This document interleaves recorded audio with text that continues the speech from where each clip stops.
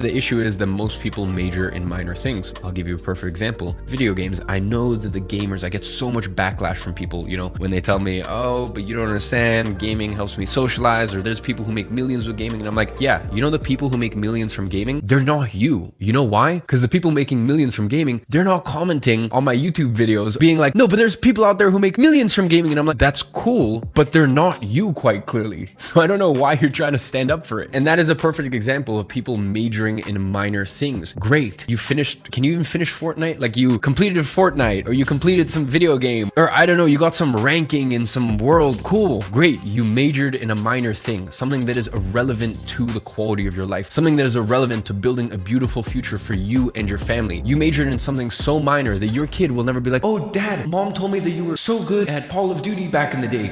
That makes me so proud that you're They don't care. So stop majoring in minor things. And by the way, it is so important to have hobbies. I recently started taking tennis classes multiple times a week. Am I going to become a professional tennis player? No, but I have my businesses. I have my skill sets that make me lots and lots, many millions a year. And now I have my side hobby. And by the way, I think if I started gaming now, because a lot of people will give me the Elon Musk example, Elon Musk is allowed to game. He's allowed to game a little to take his mind off it. I don't think it's necessarily the smartest thing to do because it's so easy to get hooked. But if he does it, or let's say I started gaming, sure, fine, that's acceptable. As I said, do not get consumed by something that is not going to get you paid if you already don't have anything in your life that does get you paid. By far, above anything, the best asset that you can have in life is your skill set, because no matter what life throws at you, let's say you lose everything, if you have your skill set, you can climb back up to the top of the mountain very quickly. So there are certain skills that are very useful for the rest of your life, no matter what you are doing. Things like sales, marketing, even things like Excel spreadsheets. I cannot tell you the amount of people that I know who are like, hey, who do you use for Excel spreadsheets? Or, how did you put this spreadsheet together? I don't know how to use Excel spreadsheet, but people in my company who are paid very handsomely, they do know how to use it. Things like that, things like accounting, things like editing. If you have skills in one of those areas, consider this an asset that you have in your life. It's funny, whenever I'm considering whether or not I should learn a skill set, and by the way, this is outside of hobbies, I'm always thinking, hey, in the time that I live in, with the businesses that I have, this applies. But let's say I go into a totally different industry, I go into a totally different life path in 10 or 20 years, would this be a skill set that is evergreen? Is this a skill set that will be beneficial for the rest of my life? And if the answer is yes, then I will always have a keen interest in learning it. Now, the next asset that you can have is a strong